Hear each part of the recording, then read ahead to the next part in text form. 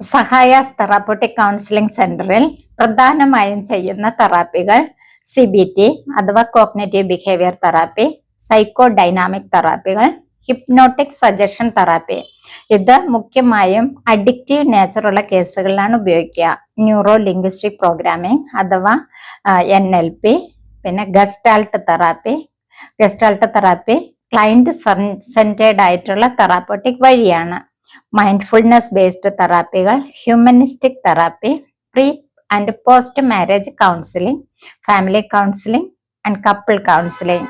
ഈ couple counselling, family കൗൺസിലിംഗിനെല്ലാം സാധാരണഗതിയിൽ 2 മുതൽ 3 മണിക്കൂർ വരെ സമയം ആവശ്യമായിട്ട് വരും ഓരോ സെഷനും. Last child counselling. 5 വയസ്സിന് മുകളിലേക്കുള്ള കുട്ടികളുടെ ഫാന്റസി ലൈഫ് അവർ ചിന്തിച്ചുകൊണ്ടിരിക്കുക, ശ്രദ്ധിക്കാതെ ഇരിക്കുക, സങ്കല്പ ലോകത്തെ സമയം ചെലവഴിക്കുക, ഇതൊക്കെയാണ് സാധാരണ അഡ്രസ് ചെയ്യുക. അവരിലെ വയലൻസ്, ദേഷ്യം, കള്ളം പറയുക, മോഷണം തുടങ്ങിയ വിഷയങ്ങൾ നമ്മുടെ സെന്ററിൽ അഡ്രസ് ചെയ്യാറുണ്ട്.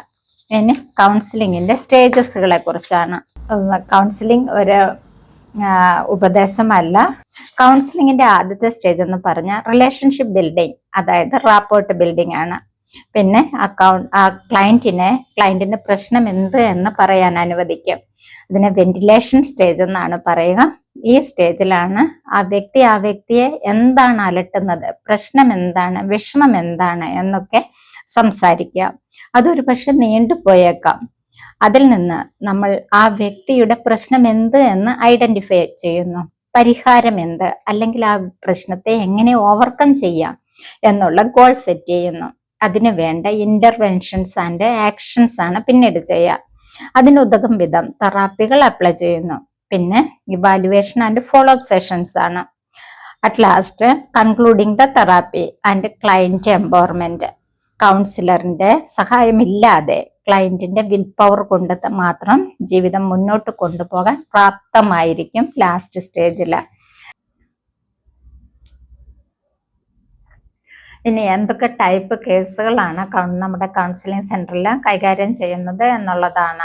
പോസ്റ്റ് ട്രോമാറ്റിക് സ്ട്രെസ് ഡിസോർഡർ, അതായത് PTSD എന്ന് ഷോർട്ട് ഫോമിൽ വിളിക്കുന്നത്, ദുരന്തങ്ങൾക്ക് ശേഷം ഉണ്ടാകുന്ന മാനസികാവസ്ഥയാണ്. ആ ദുരന്തവുമായി സമരസപ്പെടാതെ ജീവിക്കുമ്പോൾ ആ വ്യക്തി തീവ്രമായ മാനസിക സംഘർഷങ്ങളിലൂടെ കടന്നുപോയേക്കാം.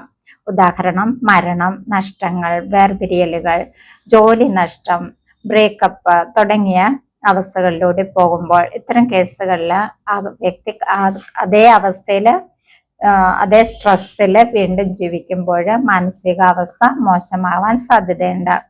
പിന്നെ സ്വഭാവ വൈകല്യങ്ങൾ, അടിമത്തമുള്ള സ്വഭാവങ്ങൾ, phone video addiction, game addiction, മദ്യപാനം, സിഗരറ്റ് സ്മോക്കിംഗ് മുതലായ ഡിപ്പെൻഡൻസിയുള്ള കേസുകളിൽ നിന്ന് ആ ക്ലയന്റിനെ രക്ഷപ്പെടുത്താൻ സഹായിക്കാവുന്നതാണ്. പേടി, അകാരണമായ പേടി, ഇരുട്ടിനെ പേടി, ആത്മാക്കളെ പേടി, പിന്നെ ഫോബിക് നേച്ചറുള്ള കേസുകൾ കൈകാര്യം ചെയ്യാറുണ്ട്. കുടുംബ പ്രശ്നങ്ങൾ, കുടുംബ കലഹങ്ങൾ, പലപ്പോഴും കുടുംബങ്ങളുടെ മാനസിക ആരോഗ്യം ആ കുടുംബത്തിലെ എല്ലാവരുടെയും മാനസികാരോഗ്യത്തെ ആശ്രയിച്ചാണ് ഇരിക്കുക. ഒരു വ്യക്തിക്ക് എന്തെങ്കിലും പ്രശ്നമുണ്ടെങ്കിൽ അത് ആ കുടുംബത്തിന്റെ മാനസികാരോഗ്യത്തെ തകരാറിലാക്കും. ആ കുടുംബ പ്രശ്നങ്ങൾ ഒരുപാട് കാലം കലഹിച്ച് വേണ്ടാത്ത ജീവിതം ജീവിക്കുന്നതിലും നല്ലത് കലഹം തീർത്ത് സമാധാനത്തോടെ ജീവിക്കുന്നതല്ലേ. പ്രണയിതാക്കൾ തമ്മിലുള്ള പ്രശ്നം, അവർ തമ്മിലുള്ള കലഹങ്ങൾ, ഇതൊക്കെ കൗൺസിലിംഗ് സെന്ററിൽ അഡ്രസ് ചെയ്യുന്ന വിഷയങ്ങളാണ്. ഉറക്കമില്ലാതെ വരിക, ഭയങ്കര സങ്കടം വരിക, ഭയങ്കര ദേഷ്യം വരിക, ഡിപ്രസ്ഡ് ആയിരിക്കുക, എന്തെങ്കിലും കാരണം കൊണ്ടായിരിക്കും അതൊക്കെ വരിക. ആ കാരണം മാറ്റിയിട്ടുണ്ടെങ്കിൽ നമ്മളുടെ മാനസികാരോഗ്യം നമുക്ക് വീണ്ടെടുക്കാവുന്നതേ ഉള്ളൂ. കുഞ്ഞുങ്ങളുടെ പ്രശ്നങ്ങൾ, കുഞ്ഞുങ്ങളുടെ പഠിക്കാൻ പറ്റാത്തുള്ള അവസ്ഥ, അവരുടെ കോൺസെൻട്രേഷൻ ഇല്ലായ്മ, കള്ളം പറയുക, മോഷണം നടത്തുക, വയലൻസ്, മോശം വാക്കുകൾ ഉപയോഗിക്കുക, അതുപോലെയുള്ള ഒരുപാട് മാനസിക അതുപോലെയുള്ള സ്വഭാവ വൈകല്യങ്ങൾ. കുട്ടികളുടെ പ്രശ്നങ്ങൾ സാധാരണഗതിയിൽ വളരെ സിമ്പിളായിട്ട് മാറ്റാവുന്നതേ ഉള്ളൂ. പക്ഷെ അവരെ നമ്മൾ അഡ്രസ് ചെയ്യാതെ അവരുടെ സ്വഭാവ വൈകല്യത്തോടു കൂടി നമ്മൾ മുമ്പോട്ട് പോകാൻ അനുവദിച്ചിട്ടുണ്ടെങ്കിൽ അവരുടെ ആ സ്വഭാവ വൈകല്യം വല്ലാതെ മോശമാകുകയും ഒരു മോശം സിറ്റിസൺ ആയിട്ട്, പൗരന്മാരായിട്ട് വളർന്നു വരികയും ചെയ്യും. ജനറൽ നേച്ചറുള്ള കേസുകളാണ് ഞാനിവിടെ പറഞ്ഞത്. ഇതേപോലെയുള്ള മറ്റു കേസുകളും നമ്മൾ കൈകാര്യം ചെയ്യാറുണ്ട്. ക്ലയന്റിനെ ആ ഒരു പ്രശ്നത്തിൽ നിന്ന് പുറത്ത് കടക്കാൻ സഹായിക്കാറുണ്ട്. Thank you.